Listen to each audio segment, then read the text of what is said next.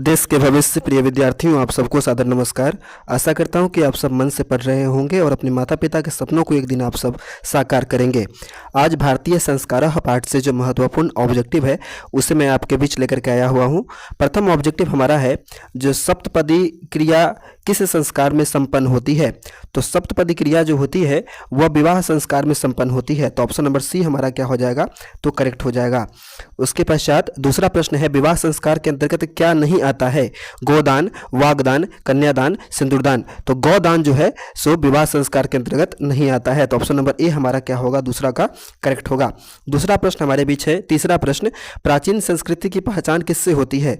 तो प्राचीन संस्कृति की पहचान जो है प्रिय बच्चों वो संस्कार से होती है। संस्कार जो है वो हमारे लिए अनमोल धरोहर के समान है। संस्कार को अपना करके हम अपने दुर्गुणों का त्याग कर पाते हैं और हम अपने अंदर सद्गुणों में वृद्धि कर पाते हैं। संस्कार कितने हैं, तो संस्कार खोडसह, संस्कृत में 16 को खोडसह कहा जाता है। तो ऑप्शन नंबर बी होगा करेक्ट। संस्कार की संख्या कितनी है, तो 16 है ना, और जिन्हें 5 वर्गों में बांटा गया है।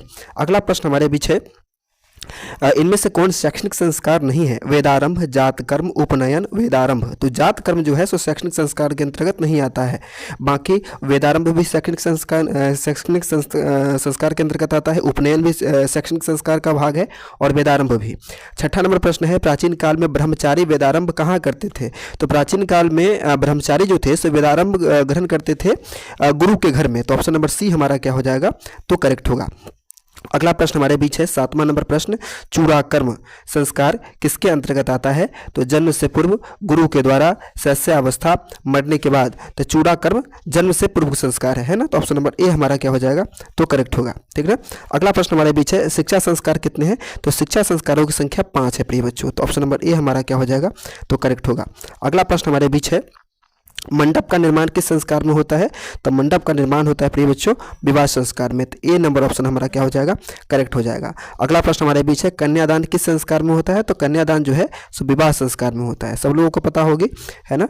बी ऑप्शन हमारा करेक्ट होगा 10 नंबर क्वेश्चन का। 11 नंबर प्रश्न है, मरने के बाद कौन संस्कार होता है। तो दाह संस्कार है ना। इस संस्कार को कौन सा संस्कार कहा जाता है। तो इस संस्कार का एक और नाम है जिसका नाम है अंत्येष्टि संस्कार है ना।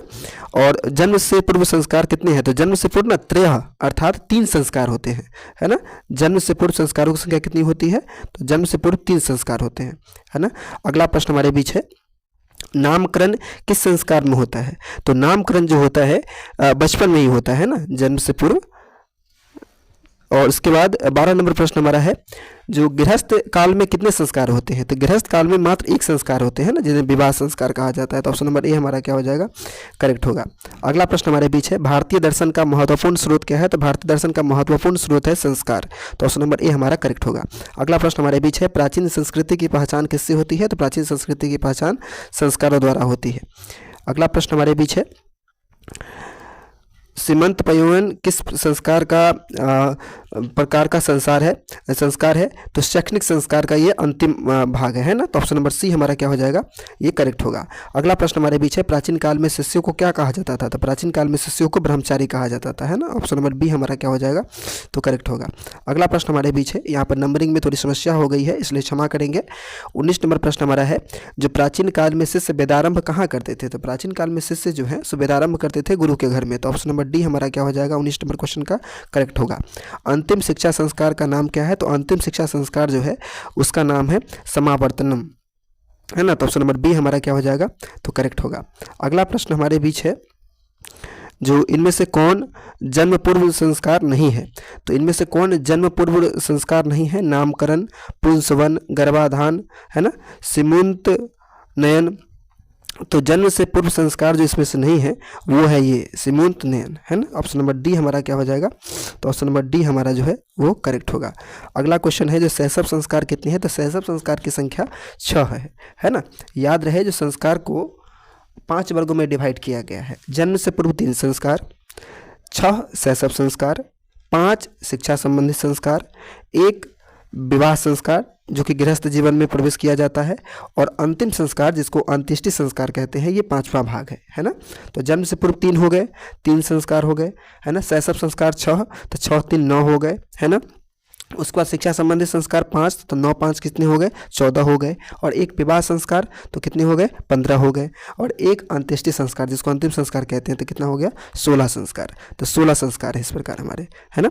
आशा करता हूँ कि आप लोगों को यह वीडियो सेशन पसंद आया होगा। आप सब माता पिता के सपनों को साकार करने के लिए पढ़ते रहिए। माँ सरस्वती भगवती की कृपा दृष्टि आप सबके ऊपर बनी रहे। छठी मैया आप सबके ऊपर सहाय रहें और आपके घर में धन्य धान्य सुख शांति समृद्धि भरपूर रहे।